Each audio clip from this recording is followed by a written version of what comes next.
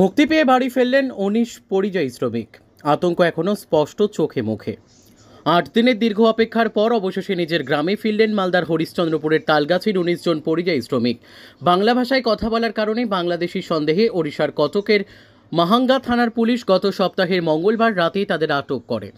পরিত্যক্ত একটি সরকারি ভবনে ৮ দিন ধরে তাদের আটকে রাখা হয়। অভিযোগ ছিল তারা অবৈধভাবে বাংলাদেশ থেকে ভারতে ঢুকেছেন। তবে রাজ্য সরকার এবং মালদা জেলা প্রশাসনের যৌথ প্রচেষ্টায় শ্রমিকদের পরিচয়পত্র ও বৈধ নথিপত্র ওড়িশা প্রশাসনের কাছে পাঠানো হলে শেষ পর্যন্ত তাদের মুক্তি দেওয়া হয়। আজ সকালে ট্রেনে কটক থেকে মালদা এসে পৌঁছান শ্রমিকরা। সেখান থেকে গাড়িতে করে বিকেলে তালগাছিতে ফেরেন তারা। গ্রামে ফিরে স্থানীয় প্রশাসন ও গ্রামবাসীদের তরফে তাদের জন্য সংবর্ধনার আয়োজন করা হয়।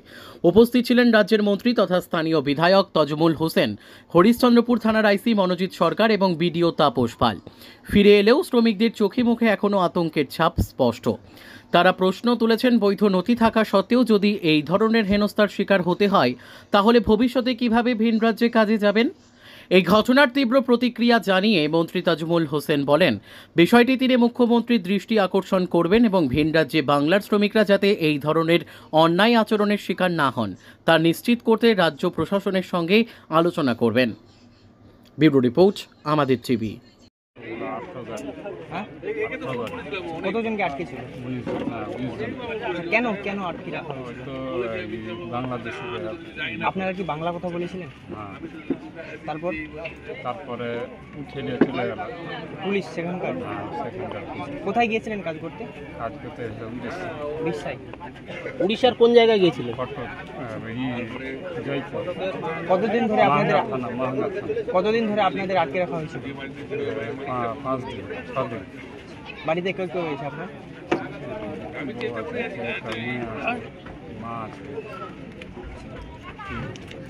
আতঙ্কে ছিলেন সেখানে?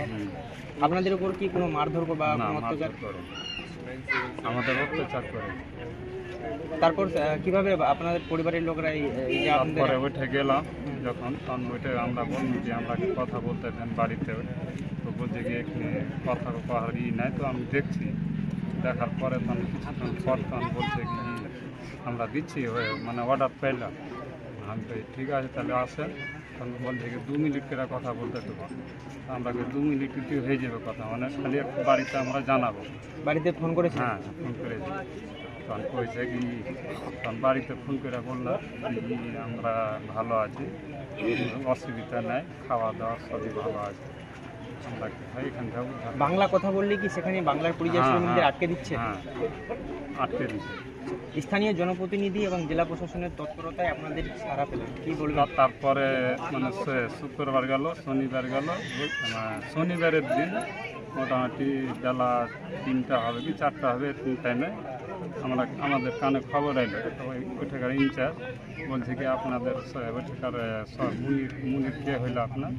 আমরা বলছি কি ওটা আমাদের সভাপতি, বলক সভাপতি। না তো বললো এইটা সাহেবটা তোমাদের কিছু অসুবিধা হবে না, তোমাদের কাজ হয়ে যাবে।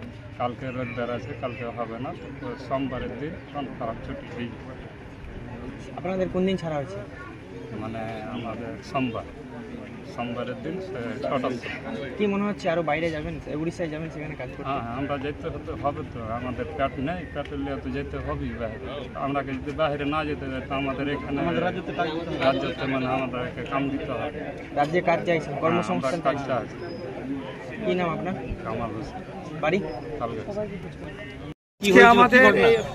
আজকে আমরা তালগাছি এলাকায় আসছি। তালগাছির আশেপাশে গ্রামের আশেপাশের যে 4-5টা গ্রাম আছে, সেই সমস্ত গ্রামের কিছু লেবার দীর্ঘদিনে উড়িষ্যার কটকে তারা ওখানে কাজ করতো ফেরিওয়ালা হিসাবে। আজ থেকে না, যখন কোভিডও ছিল সেই সময়, কোভিডে আমরা ভোলাকে ভালোভাবে চিনিও জানি। যখন কোভিডে যখন আটকে ছিল তখন আমরা ওকে অনেক রকম হেল্প করে ওখান থেকে আমাদের সরকার সমস্ত রকম বাসের ব্যবস্থা করে আমরা তাদেরকে এনেছিলাম 2019 সালে। এবার এই কয়েকদিন আগে আমি আমাদের সভাপতি মনিরুল সাহেব উদ্যোগে এবং আমরাও ছিলাম, এবং আমাদের প্রশাসনের উদ্যোগে, আমাদের ডিএম সাহেবের উদ্যোগে, আমাদের বিশেষ করে সামিরুল সাহেব যে আমাদের এই পশ্চিমবঙ্গের যিনি এই লেবার কমিশনটা যিনি দেখেন সামিরুল ইসলাম, সেই সামিরুল ইসলামের উদ্যোগে আজকে আমরা ওখান থেকে উড়িষ্যার কটক থেকে 19 জন আমাদের এই এলাকার লেবাররা এখানে পরিযায়ী শ্রমিকরা এখানে এসছে। আমি তাদেরকে খুবই অশেষ অশেষ ধন্যবাদ জানাচ্ছি। তারা খুব দুঃখের সাথে এখানে এসেছে। তাদেরকে বাংলাদেশি বলে তকমা দিয়েছিল, কিন্তু আমাদের সরকার এখানে সজাগ ছিল, আমাদের প্রশাসন সজাগ ছিল, আমাদের দিদি সজাগ ছিল। তাদেরকে সেখান থেকে ছাড়িয়ে নেওয়া হয়েছে, তারা নিজের নিজের পরিবারে চলে এসেছে। এবং শুনেন, কর্মসংস্থান সব জায়গায় আছে। অন্যান্য দেশের অন্যান্য রাজ্যের লোক আমাদের পশ্চিমবঙ্গ এসেও কাজ করে। আমাদের পশ্চিমবঙ্গেরও অনেক পরিযায়ী শ্রমিক বিভিন্ন রাজ্যে গিয়ে কাজ করে। বিশেষ করে আমাদের এই এলাকার উড়িষ্যায় এরা হকারিগিরি করে, এরা কাজ করে। সেখান থেকে আজ থেকে না, দীর্ঘদিন ধরে ওখানে কাজ করে। তাদের একটা মোটামুটি ওখানে যাতায়াত আছে। তাদেরকে জানা সত্ত্বেও এই যে বিজেপি শাসিত ডবল ইঞ্জিনের সরকার, তাদেরকে এই যে বাংলায় কথা বলা যে অপরাধ, তার জন্য তাদেরকে বাংলাদেশি তকমা দিয়ে তাদেরকে কিছুদিন আটকে রেখেছিল আমাদের মাননীয় মুখ্যমন্ত্রী এবং সামিরুল ইসলাম এবং আমাদের ডিএম সাহেবের এবং আমাদের এখানকার লোকাল প্রশাসনিক হিসাবে আমরা জনপ্রতিনিধি হিসাবে তাদেরকে আমরা ছাড়িয়ে নিয়েছি। এই তো বলছি তো, বাংলায় কথা বললেই ওরা জানে যে বাংলাদেশি, কিন্তু ওরা জানে যে এরা পশ্চিমবঙ্গে, কিন্তু ওরা ওই হ্যারাসমেন্ট করাবার জন্য পুলিশরা হ্যারাসমেন্ট করাবার জন্য এই কাজগুলো তারা করছে। এরকম একটা প্রশ্ন না, আমার কথা হচ্ছে মানুষ পরিশ্রম করছে, মানুষ কেউ পশ্চিমবঙ্গের লোক গিয়ে ভিন্ন রাজ্যে কাজ করছে, ভিন্ন রাজ্যের লোক আমাদের পশ্চিমবঙ্গে এসে কাজ করছে। এটা পরম্পরার নীতি।